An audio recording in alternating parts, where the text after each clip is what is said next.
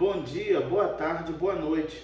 Esta é a sua devocional Gotas de Sabedoria em Provérbios. Desta vez no capítulo 5 de Provérbios, no versículo 21, que nos diz: porque os caminhos do homem estão diante dos olhos do Senhor, e ele considera todas as suas veredas.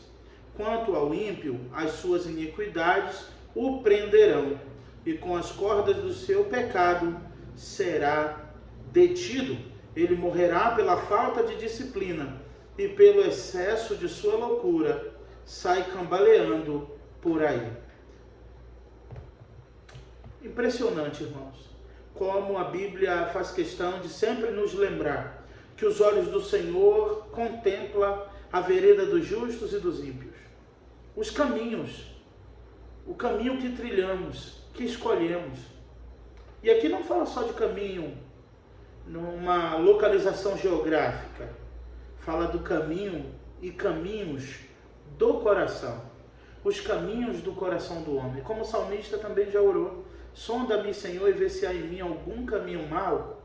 A palavra diz, e Salomão falando e advertindo seus filhos no capítulo 5 sobre a imoralidade, para ter cuidado com o pecado da imoralidade, por onde andam, para se desviarem do caminho da mulher estranha, da mulher adúltera, que lisonjeia com os lábios, mas que na verdade é uma sepultura para aqueles que se envolvem, que caminham, que vão em direção a ela. Salomão orientando seus filhos e falando justamente sobre isso, sobre os cuidados com a imoralidade, que de fato, irmãos, a cada dia está de uma forma exacerbada em nossa sociedade, sobretudo no Brasil.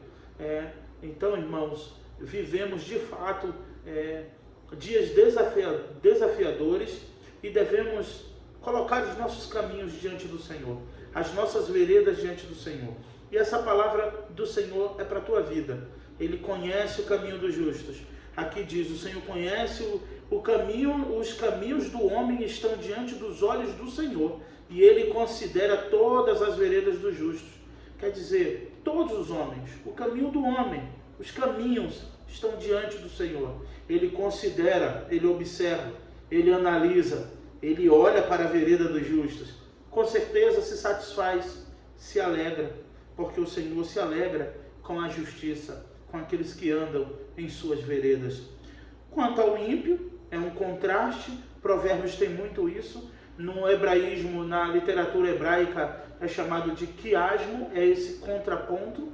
E ele já diz aqui: quanto ao ímpio, as suas iniquidades o prenderão, e com as cordas do seu pecado ele será detido. Como a palavra do Senhor diz: do que se queixará o homem, senão dos seus próprios caminhos? É verdade, irmãos, que Deus nos dá livramento, perdoa pecados, mesmo depois de falharmos, porque Ele é rico em perdoar. Mas, na verdade, não temos do que reclamar. A humanidade não tem do que reclamar, porque o homem se queixa dos seus próprios caminhos, ou seja, das suas próprias escolhas. Muitas vezes somos detidos no caminho que escolhemos. Muitas vezes vivemos presos no caminho em que decidimos trilhar. Moisés fala isso em Deuteronômio: escolhe, pois, o caminho da vida e vivereis, pois eu coloco diante de vós o caminho da vida e da morte. Se escolheu da vida, vivereis; se escolheu da morte, certamente morrerá. Mas nós escolhemos as veredas da justiça, como o salmista ora: guia-me pelas veredas da justiça, por amor ao seu nome. E aqui no 22 diz que o ímpio morrerá pela falta de disciplina. É uma das coisas, né? Ímpio não gosta de disciplina. Ele quer viver de qualquer jeito e ele morrerá pela falta de alguém lhe corrigir, pela falta de disciplina, pela falta de alguém apontar o seu erro. Certamente ele morrerá pela falta de disciplina. Pelo excesso da loucura, ele sai cambaleando por aí. E é o que de fato vemos.